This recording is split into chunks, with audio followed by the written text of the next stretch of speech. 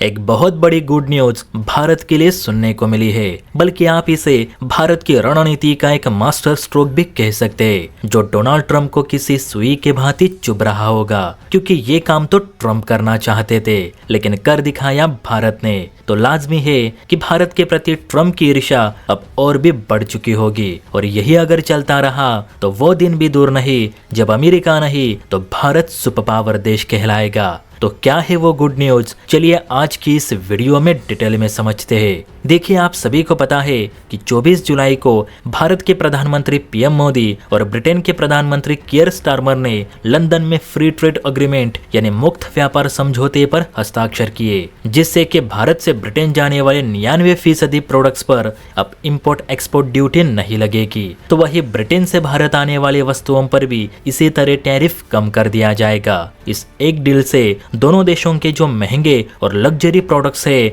वो अब काफी किफायती कीमतों में लोगों को मिल सकेंगे, जैसे कि ब्रिटिश लग्जरी कार्स, भारत के महंगे आभूषण, ब्रिटेन के एक्सपेंसिव इलेक्ट्रिक डिवाइसेस, तो भारत की जेनेरिक मेडिसिन अब काफी सस्ते दरों में अंग्रेजों को मिल पाएंगी। ब्रिटेन के पीएम कियर स्टारमर ने खुद कहा है कि भारत के साथ एफटीए साइन करना ब्रिटेन के लिए सच में एक बहुत बड़ी उपलब्धि है, क्योंकि जिन वस्तुओं पर 100% टैक्स लगता था वो अब इस डील के जरिए चरणबद्ध तरीके से 10% तक नीचे आएगा, जो कि निवेशकों और ग्राहकों के लिए किसी वरदान से कम नहीं। अब तो हम भारत के साथ और भी मजबूती से व्यापार करेंगे।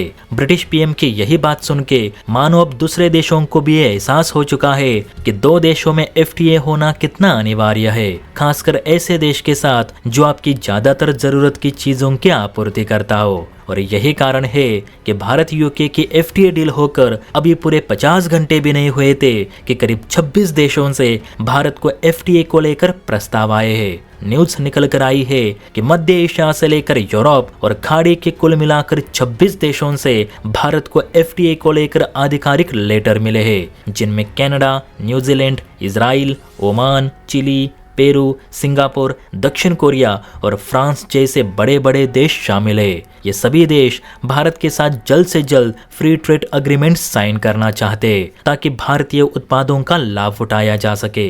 देखा जाए तो आज के समय चीन से ज्यादा भारत में ग्लोबल लेवल के प्रोडक्ट्स मैन्युफैक्चर हो रहे, और कई प्रोडक्ट तो भारत से ही दूसरे देशों को निर्यात किए जाते हैं। फिर चाहे आईफोन हो या रेंज रोवर, सब भारत में बन रहे। प्लस बहुत से देश अपने प्रोडक्ट भारत में भी उतारना चाहते, क्योंकि भारत एशिया का सबसे बड़ा मार्केट है और यहाँ ग्राहकों की कोई कमी नहीं। वैसे भी भारत सरकार चाइनीज प्रोडक्ट्स को धीरे धीरे बाहर कर रही है और अन्य देशों को भारत आने का न्योता दे रही है। ऐसे में जिस देश के साथ भारत का एफटीए है वो देश बिना किसी अतिरिक्त टैरिफ के अपना सामान भारत में बेच पाएगा। यही कारण है कि इस समय भारत के साथ एफटीए को लेकर इतनी धूम मची हुई है।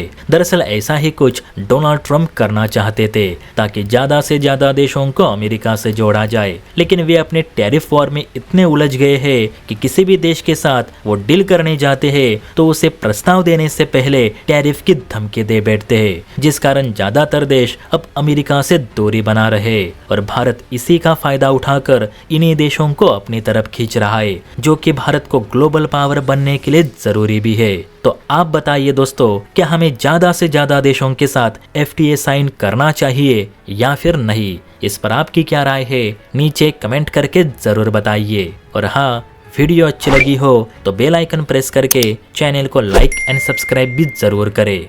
जय हिंद।